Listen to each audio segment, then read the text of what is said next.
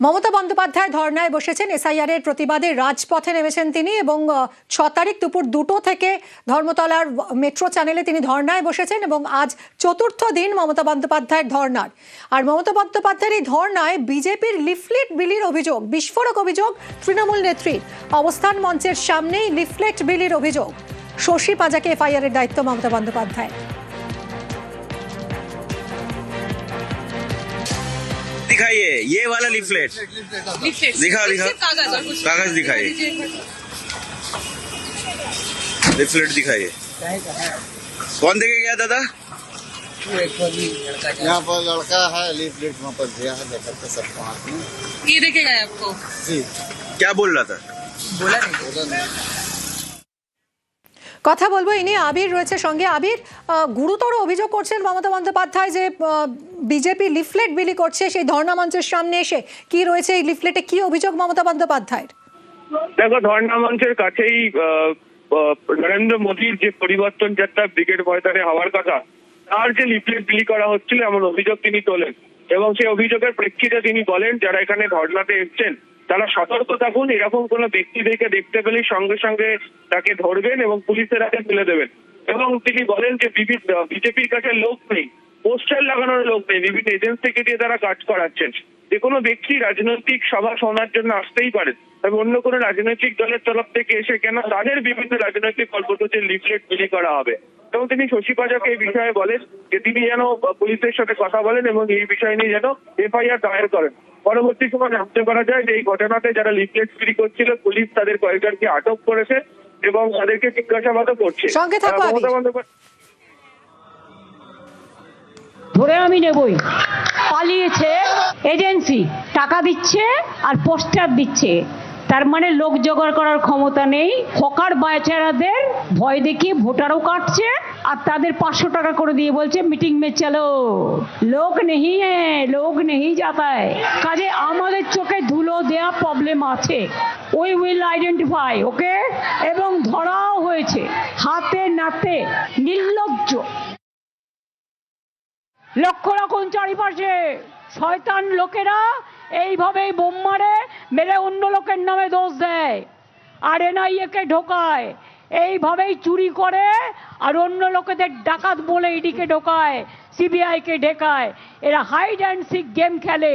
ওরা জানে না যারা তৃণমূল কংগ্রেস করে আর সাধারণ মানুষ অনেক বেশি সংবেদনশীল, তাই বলে এ নয় যে তারা ধৈর্যের সীমা ছাড়িয়ে যাবে।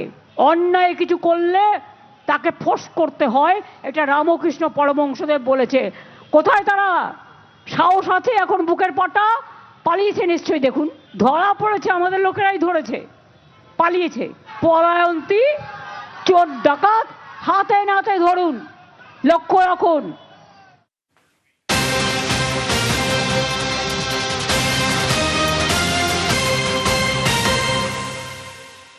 মমতা বন্দ্যোপাধ্যায়ের ধর্নায় বিজেপির লিফলেট বিলির ঘটনায় 3 জনকে আটক করেছে হেয়ার স্ট্রিট থানার পুলিশ। 3 জনকে আটক হেয়ার স্ট্রিট থানার।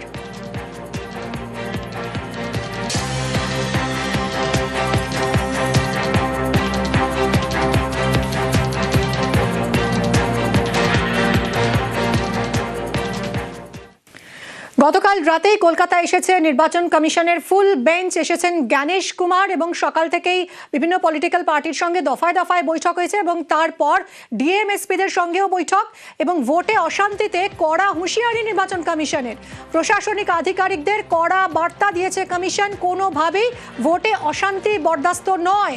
কি জানিয়েছে, কি নির্দেশ কমিশনের জানবো। সোমরাজ রয়েছে সঙ্গে। সোমরাজ, ভোটে যাতে কোনোভাবেই অশান্তি না হয় সেক্ষেত্রে একেবারে আনকম্প্রোমাইজিং অ্যাটিটিউড নিয়ে চলছে নির্বাচন কমিশন, কি নির্দেশ দিয়েছে?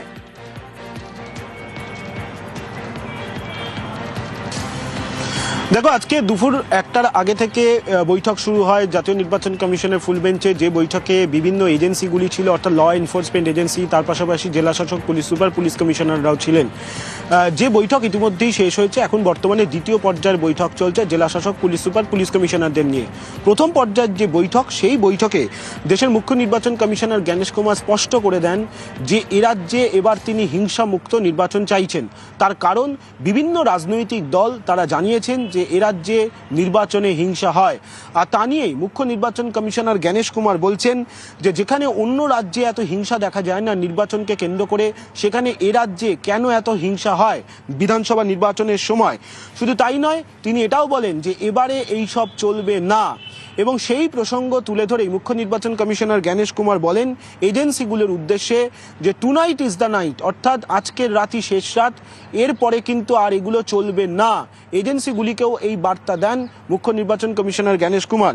এবং তিনি স্পষ্টত বলে দেন যে হিংসা মুক্ত নির্বাচন চাই, শুধুমাত্র নির্বাচনের সময় নয়, পোস্টপোল ভায়োলেন্সও হয় রাজ্যে। এবং তাকে কেন্দ্র করেই মুখ্য নির্বাচন কমিশনার বলেন বৈঠকে যে এবার যদি পোস্টপোল ভায়োলেন্স হয় you are out of it, অর্থাৎ আপনাকে বের করে দেওয়া হবে। এটা অবশ্য কারোর উদ্দেশ্যে বলা হয়নি, গোটা বৈঠকে সবার উদ্দেশ্যেই এই বার্তা দেশের মুখ্য নির্বাচন কমিশনার জ্ঞানেশ কুমার রাখেন বলেই কমিশন সূত্রে জানা যাচ্ছে। অর্থাৎ নির্বাচনে হিংসা যাতে না হয় তা নিয়ে কড়া হুঁশিয়ারি দেশের মুখ্য নির্বাচন কমিশনার জ্ঞানেশ কুমার দিয়ে দিলেন আজকের বৈঠকে। যে বৈঠক প্রথম পর্যায়ে হয়েছিল বিভিন্ন এজেন্সিগুলিকে নিয়ে, যেখানে জেলাশাসক পুলিশ সুপাররাও ছিলেন, এখন কিছুক্ষণ আগেই দ্বিতীয় পর্যায়ের বৈঠক শুরু হয়েছে জেলাশাসক, পুলিশ সুপার, পুলিশ কমিশনারদের নিয়ে, যে বৈঠকে বিভিন্ন জেলাগুলি বিধানসভা ভোটকে সামনে রেখে কি কি প্রস্তুতি নিয়েছে তার পাওয়ার পয়েন্ট প্রেজেন্টেশন তুলে তুলে এক একটি বিষয় তারা উল্লেখ করছেন কমিশনের ফুল বেঞ্চের সামনে। সঙ্গে থাকো সোমরাজ।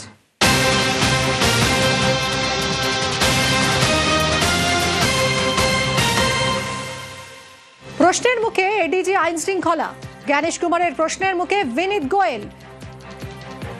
এই নিয়েও আরো জানবো, সোমরাজ রয়েছে সঙ্গে।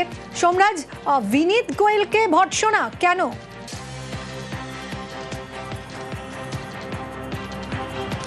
দেখো, জাতীয় নির্বাচন কমিশনারের প্রশ্নের মুখে পড়লেন রাজ্যের এডিজি আইন শৃঙ্খলা বিনীত গোয়েল। এবং যেটা কমিশন সূত্রে জানা যাচ্ছে যে আজকে যখন বৈঠক চলে সেই সময় বিনীত গোয়েলকে উদ্দেশ্য করে প্রশ্ন করেন যে অন্য রাজ্যের মতো এ রাজ্যে কেন নার্কোটিক অ্যাডভাইজারি বোর্ড নেই। এবং তখনই মুখ্য নির্বাচন কমিশনার এটাও বলেন যে কেন নেই সেটা আমরা জানি। এই প্রশ্নের মুখেই পড়েন আজ রাজ্যের এডিজি আইন শৃঙ্খলা, যখন এজেন্সিগুলিকে নিয়ে বৈঠক করছিলেন, যে বৈঠকে এয়ারপোর্ট অথরিটি থেকে শুরু করে এক্সাইজ ডিপার্টমেন্ট, অর্থাৎ প্রত্যেকটি দপ্তরই উপস্থিত ছিল যেগুলি ল এনফোর্সমেন্ট এজেন্সি রয়েছে। সেই বৈঠকের সময় রাজ্যের এডিজি আইন শৃঙ্খলা বিনীত গোয়েল এই প্রশ্নের মুখে পড়েন বলে কমিশন সূত্রে জানা যাচ্ছে। এবং সেখানে তিনি বলেন, দেশের মুখ্য নির্বাচন কমিশনার জ্ঞানেশ কুমার এডিজি আইন শৃঙ্খলাকে উদ্দেশ্য করে বলেন যে অন্য রাজ্যের মতো এ রাজ্যে কেন নার্কোটিক অ্যাডভাইজারি বোর্ড থাকবে না। কারণ এজেন্সিগুলির বৈঠকে একটি এজেন্সির তরফে এই প্রশ্ন রাখা হয় এবং সেই প্রশ্নকে উল্লেখ করেই দেশের মুখ্য নির্বাচন কমিশনার এই প্রশ্ন রাখেন রাজ্যের এডিজি আইন শৃঙ্খলার সামনে বলেই কমিশন সূত্রে জানা যাচ্ছে। ধন্যবাদ সোমরাজ।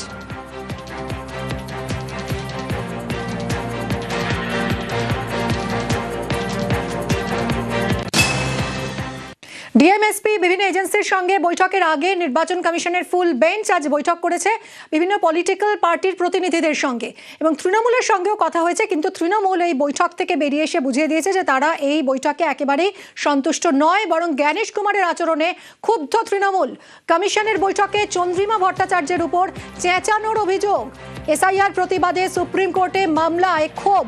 তৃণমূল মামলা করায় সিইসি ক্ষুব্ধ বলে অভিযোগ তৃণমূলের। তৃণমূল প্রতিনিধিদের নালিশ না শোনার অভিযোগ। কমিশনের ফুল বেঞ্চের বৈঠকে অসন্তুষ্ট তৃণমূল। যেমন প্রতিবার উনি একাই বলেন, উনি একাই বললেন, তারপর খানিকক্ষণ পর ক্ষিপ্ত হয়ে গেলেন, আমাদের বলছেন আমরা চেঁচাচ্ছি। তারপরে সুপ্রিম কোর্টে যখন সবকিছু আছে আর তো কিছু বলার নেই, অন্য জায়গায় সব ঠিকঠাক হয়ে গেছে, আপনারা সুপ্রিম কোর্টে গেছেন, সুপ্রিম কোর্টে যাওয়াটা কি অন্যায় হয়েছে নাকি? আমাদের রাইট আছে সুপ্রিম কোর্টে যাওয়ার, তার জন্য আমরা গেছি। আমি একজন মহিলা, আমাকে বলছে ডোন্ট শাউট। আমি বললাম কিভাবে বলছেন আপনি? তার মানেই তো বোঝা যাচ্ছে যে মহিলাদের প্রতি শ্রদ্ধাটা নেই, তার জন্য মহিলাদের কেটে দিচ্ছেন এখানে। তো এগুলো উত্তর দেবেন না? ও তো সব সুপ্রিম কোর্টে আছে, তো সব সুপ্রিম কোর্টে আছে তো আমাদের ডাকলেন কেন? আজকে আমরা কি করতে এলাম তাহলে? আমাদের ডেকেছেন যখন, তখন শুনতে তো আপনাকে হবে। এই কথাগুলো আমরা বলে এলাম, আমাদের কথা শুনতে রাজি নন, সুপ্রিম কোর্টে গেছে তো গেছে, তো বেশ করেছে।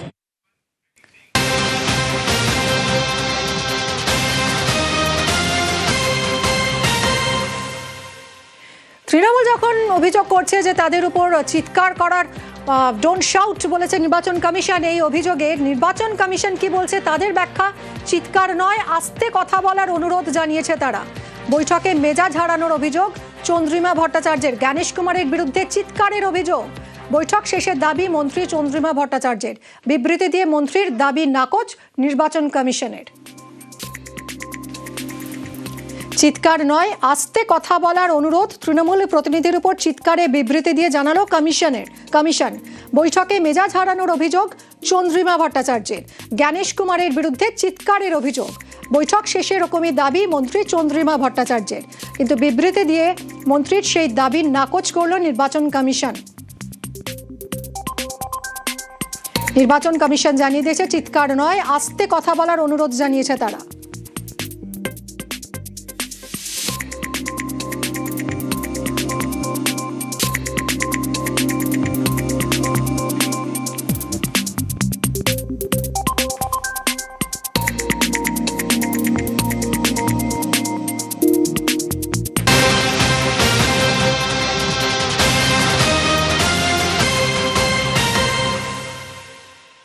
কমিশনে তৃণমূলের প্রতিনিধি দল, হোয়াটসঅ্যাপে নির্দেশ কেন, প্রশ্ন তৃণমূলের।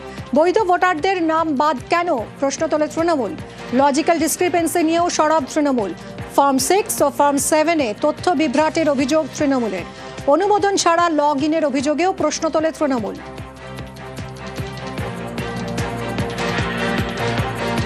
এখানে একটা পারসেপশন তৈরি করেছে আমাদের বিরোধী বিজেপি, বাংলায় ঘুষপেটিয়া আছে, রোহিঙ্গা আছে, কিন্তু আপনার এই 2 মাসের প্রসেসে কোনো ঘুষপেটিয়াকে প্রমাণ করতে পারেননি, কোনো রোহিঙ্গা প্রমাণ করতে পারেননি। কিন্তু এইটা করতে গিয়ে আপনি যেটা করেছেন সেটা হচ্ছে ভারতীয় নাগরিককে হ্যারাস করেছেন, হাজার হাজার লোককে লাইনে দাঁড় করিয়েছেন, কয়েকশো মানুষ মৃত্যু হয়েছে। এই মৃত্যুর দায়টা কে নেবে? এতগুলো মানুষ তারা কাজকর্ম ছেড়ে দিয়ে ডেলি লেবার, তারা দিনের পর দিন গিয়ে লাইনে দাঁড়িয়ে আছে শুধু প্রমাণ করার জন্য ভারতীয়কে প্রমাণ করতে হবে যে আমি ভারতীয় নাগরিক, আমার দয়া করে ভোটার লিস্টের নাম কেটো না। বিজেপির কথা শুনে এই পলিসিটা তৈরি করেছেন, এটা ভুল হয়ে গেছে। আপনি এখানে বলতে পারবেন না যে আই এম রং। শুধু একটাই আপনার কাছে আবেদন, দেখবেন যাতে কোনো ভারতীয় নাগরিক তার ভোট অধিকার থেকে বঞ্চিত না হয়।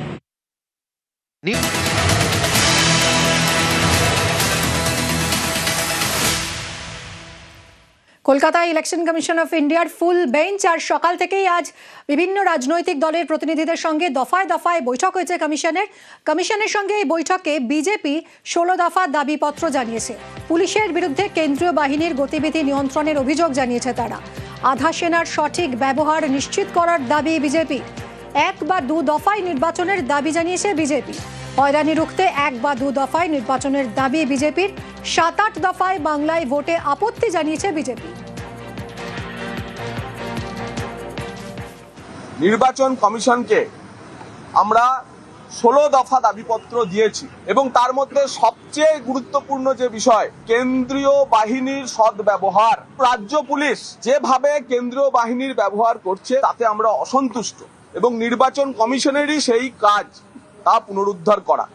যদি হিংসামুক্ত ভোট এবং ভয়মুক্ত পরিবেশ তৈরি করতে হয় তাহলে পশ্চিমবঙ্গ পুলিশ এখানকার সরকারি অফিসারদের যে তন্ত্র কাজ করছে, যারা চায় না ভোটাররা বেরিয়ে এসে নিজের ভোট নিজের দিক, তাদের বিরুদ্ধেও কঠোর, কড়া এবং উদাহরণযোগ্য ব্যবস্থা নেওয়ার আমরা অনুরোধ জানিয়েছি। इस बार का चुनाव हमारा अनुरोध है कि 1 चरण में कीजिए या सर्वाधिक 2 चरण में। ये 7-8 चरण 6 हफ्ता टालना सबको दिक्कत होता है और इसमें कोई फायदा नहीं होता। মতোই 1 বা 2 দফায় ভোট চায় সিপিআইএমও। ভোট চুরি রুখতে কম দফায় ভোটের দাবি জানিয়েছেন সিপিআইএম প্রতিনিধিরা। অন্যদিকে 1 বা 2 দফায় ভোট চায় কংগ্রেসও। সর্বদল বৈঠকে নিরপেক্ষ ভোটের দাবি জানিয়েছে কংগ্রেস।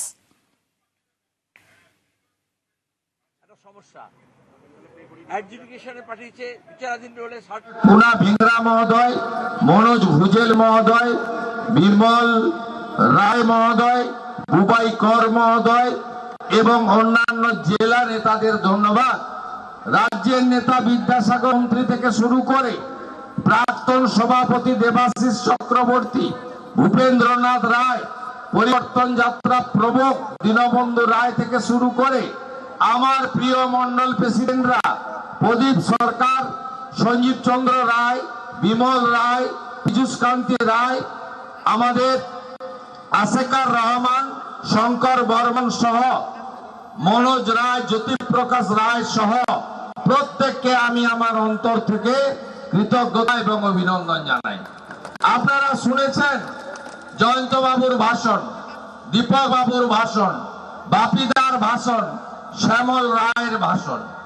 আমি আপনাদের কাছে একটা কথাই আবেদন করব যে এবারে পরিবর্তন পশ্চিমবঙ্গে যদি আমরা না করতে পারি তাহলে পশ্চিমবঙ্গে যা ক্ষতি গত 15 বছরে হয়েছে, তার আগে 34 বছরের বাম আমলে হয়েছে, এই পশ্চিমবঙ্গে অগ্রগতি, প্রগতি, বিকাশ এবং অস্তিত্ব সবই বিপন্ন হবে। পশ্চিমবঙ্গ এমনি এমনি হয়নি। অনেক কাঠখড় পুড়িয়ে আমাদের হোমল্যান্ড পশ্চিমবঙ্গ তৈরি হয়েছে 1947 সালের 20 জুন, যেদিন মোহাম্মদ আলী জিন্নাহ বলেছিলেন আমি কলকাতা সহ ঢাকা চাই, পূর্ববঙ্গ শুধু নয় পশ্চিমবঙ্গ আমাকে দিতে হবে, পাকিস্তানে অন্তর্ভুক্ত করতে হবে। সেদিন স্বাক্ষর সংগ্রহ অভিযানে বেরিয়েছিলেন ভারত সেবাশ্রম সংঘের প্রতিষ্ঠাতা স্বামী প্রণবানন্দ, সাথে ডক্টর শ্যামাপ্রসাদ মুখার্জি। তারা বাঙালি হিন্দুদের হোমল্যান্ড হিসেবে এই পশ্চিমবঙ্গ আমাদেরকে দিয়ে গেছেন। এবং শ্যামাপ্রসাদ মুখার্জি বলেছিলেন যে আমরা এখানে হিন্দু মেজরিটি, আমরা পাকিস্তানের সঙ্গে যাব না। ক্রমে ক্রমে ক্রমে স্বাধীনতার পরে আজকে 2026 সাল, এই পশ্চিমবঙ্গের যে অবস্থা বর্তমানে তৈরি হয়েছে বা তৈরি করা হয়েছে, আজকে আমরা কার্যত বিপন্ন। যেভাবে কোচবিহার জেলায় ডেমোগ্রাফি বদলে গেছে, যেভাবে উত্তর দিনাজপুর জেলায় ডেমোগ্রাফি বদলে গেছে, যেভাবে মালদা জেলায় জনবিন্যাস বদলে গেছে, যেভাবে দক্ষিণ 24 পরগনা থেকে শুরু করে 9টি জেলাতে জনবিন্যাস বদলে গেছে, তাতে আমাদের অস্তিত্ব বিপন্ন হতে চলেছে। এই নির্বাচন 500,000 টাকা পাওয়া না পাওয়ার নির্বাচন নয়, এই নির্বাচন আমাদের অস্তিত্ব রক্ষার লড়াই। শুধুমাত্র আমাদের স্বামী প্রণবানন্দ, শ্যামাপ্রসাদ মুখার্জি নন, আমাদের হরিচাঁদ ঠাকুর, গুরুচাঁদ ঠাকুর মতুয়া সমাজ তৈরি করেছিলেন ধর্ম পরিবর্তন আটকাতে। আমাদের চিলা রায় মহোদয় লড়াই সংগ্রাম আমরা কেউ ভুলে যেতে পারি না। আমরা ঠাকুর পঞ্চানন বর্মা থেকে পাহাড়ের ভানু ভক্ত মেজর দুর্গা বল্লদের লড়াই আমরা কেউ ভুলে যেতে পারি না। অনেক সংগ্রামের মধ্য দিয়ে আমরা এই জায়গায় এসেছি। আমরা 47 সালে দেশ ভাগের সময় আমাদের পূর্ববঙ্গ থেকে আমরা লক্ষ লক্ষ কোটি কোটি বাঙালি উদ্বাস্তুদের এই রাজ্যে আসতে দেখেছি বন্ধু। আমরা দেখেছি পাকিস্তান থেকে আমাদের পাকিস্তান থেকে সেই সময় লালকৃষ্ণ আদবানি থেকে শুরু করে আমরা কত পরিবারকে দেখেছি, তারা চলে এসেছিল ভারতবর্ষে আশ্রয় খোঁজার জন্য। আমরা দেখেছি যে আমরা মমতা ব্যানার্জির রাজত্বে 2024 সালে আমরা দেখলাম মুর্শিদাবাদ জেলা ধুলিয়ান শামশেরগঞ্জে হিন্দুরা পলায়ন করলেন। তারা ভাগীরথী নদীতে তারা নৌকো ডিঙিয়ে তারা পেরিয়ে তারা সবাই পালিয়ে বৈষ্ণবনগরে চলে যেতে বাধ্য হলেন। হিন্দুদের অবস্থা এই জায়গায় গেছে। একটা সময় সিপিআইএম করতেন হরগোবিন্দ দাস, চন্দন দাসের পরিবার, তারা কোনোদিন বিজেপি করেননি। তাদের দুজনকে পশু কাটার তরবারি দিয়ে খন্ড খন্ড করা হলো ধুলিয়ান শামসেরগঞ্জের বেদবোনাতে। আপনারা দেখেছেন তাদের পরিবারে মমতা ব্যানার্জি টাকা দিয়ে পাঠিয়েছিলেন ডিএমএসপি কে। তাদের পরিবার বলল খুনির হাত থেকে টাকা নেব না। আমরা যখন বিজেপির পক্ষ থেকে গেলাম আমাদের হাত থেকে অর্থ তারা গ্রহণ করলেন। তাদের পরিবারের মহিলাদের জিজ্ঞেস করলাম, 75 বছরের হরগোবিন্দ দাসের স্ত্রীকে জিজ্ঞেস করলাম, চন্দন দাসের স্ত্রীকে জিজ্ঞেস করলাম, আপনারা তো সিপিএম করতেন, লাল ঝান্ডা নিয়ে ঘুরতেন, খুন করলো কেন? বলে আমরা হিন্দু তাই আমাদের খুন করে নিয়ে গেছে। আমাদের অপরাধ, আমরা মূর্তি বানাতাম। এই রাজ্যে যে জায়গায় গেছে, একদিকে তো চুরি দুর্নীতি রয়েছে, একদিকে তো বেকারত্ব রয়েছে, একদিকে তো কৃষকদের সর্বনাশ রয়েছে, অন্যদিকে আজকে এই রাজ্যে আমরা যারা ভারতীয়রা তারা আজকে বিপন্ন জায়গায় গেছি। এই সরকারকে সরাতে হবে। কোন ভারতীয় মুসলমানদের নিয়ে আমাদের সমস্যা নেই। আমাদের মন্ডল প্রেসিডেন্ট আশেকার রহমান, আমাদের কারোর সঙ্গে বিরোধ নেই। কিন্তু বন্ধু বলুন তো, ইসলামিক রাষ্ট্র বাংলাদেশ, সেখানকার মুসলমানদের আমরা নিব কেন?